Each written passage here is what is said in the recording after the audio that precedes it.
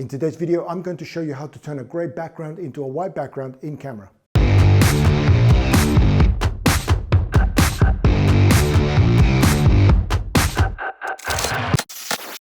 Hey everyone, welcome back to the channel. So today's going to look a little bit different. I wasn't planning on making a video, so I don't have my normal setup, but I was shooting a headshot session earlier on, and it sort of prompted me about a question that I get asked all the time, which is around the backdrops. People want to know, how do I change backdrops so quickly? And so I wanted to show you what I'm doing at the moment. What I used to do in the past though, is I actually own three main types of papers. If you looked at the headshots that I shoot, they're mostly shot on a white background, a middle gray, which is this one here, or a dark gray. And what I used to do is during the sessions, I would physically run in there and just switch over the paper rolls, which if you're working on your own like I do, then that's not really a very efficient way of doing things. And so I've come up with a different way, and well, I haven't actually come up with a different way. This is how other photographers do it, but I just wanted to show you the way that I've implemented this quick solution to go from gray to white very, very quickly with just pushing a button on my camera. So what I'm gonna do is, I don't have a person to show you how this works. So instead what I've done is I've set up a light here. That's going to be my subject. So I'm just going to pretend that that's a person. And I've got a camera here, and we're going to capture that light there and just pretend that it's a person. I've got this light here. It's just a continuous light, but that's not really important. What's important is how we treat the backdrop in here. So I'm just going to shoot one photo, okay? And as I take that photo, and I'm just going to pop that onto the screen now, so you can see that, you can see the product. There's no editing being done to this photo, it's straight out of the camera. And it's just got a nice sort of gray backdrop. And now if I want to go from a gray backdrop to a white backdrop, let me show you what I've got on this side here. So this is a strobe. Now this strobe is pointed directly at the backdrop, okay? So what it's going to do is, when I fire off the strobe, that's going to illuminate the backdrop. And I'm going to put enough light in there so that it turns almost white, but not quite light, not quite white, and so that it doesn't create any flare in the photograph itself. So what I'm going to do now is I'm just going to turn on the trigger on top of my camera, and I'm going to shoot another photograph. Okay, and you might have seen the flash pop up in there.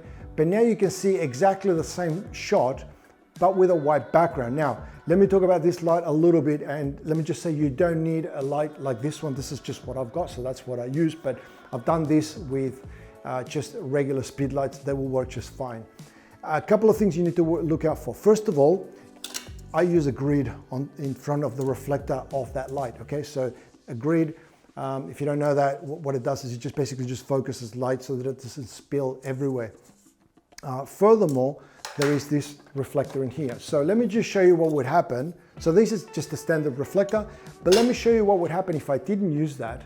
Okay, and I've got that light set to the minimum light or minimum power possible. So let me just shoot another shot, okay? And as you can see, there's loads of lens flare. And the reason for that is that this light here, okay? So let me just turn this around so you can have a look at that. So what it is that there's a tube in here, okay? And this tube is now throwing light everywhere. So if I turn this to the side, you can see that it's exposed there, okay? Not the light bulb, but there's a tube behind it.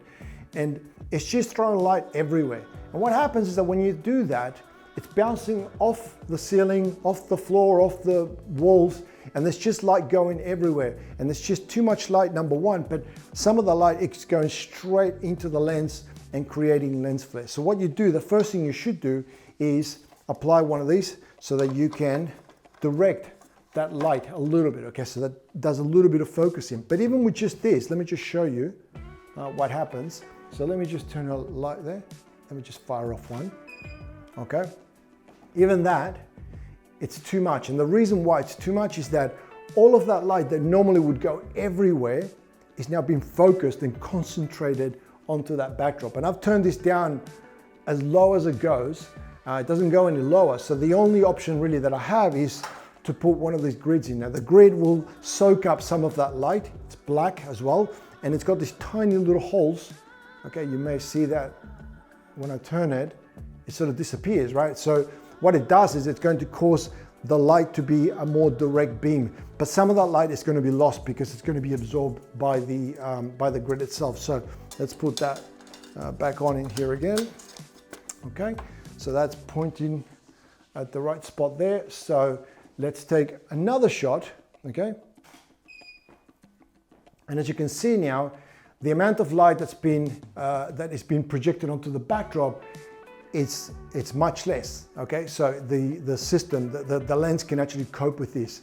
Another thing to keep in mind is that when you are trying to get the backdrop to go white, again, don't go too high. Okay, go almost white is good enough, because you'll be able to fine tune it in Lightroom or Photoshop if you need to. Okay, most of the time it'll be white enough.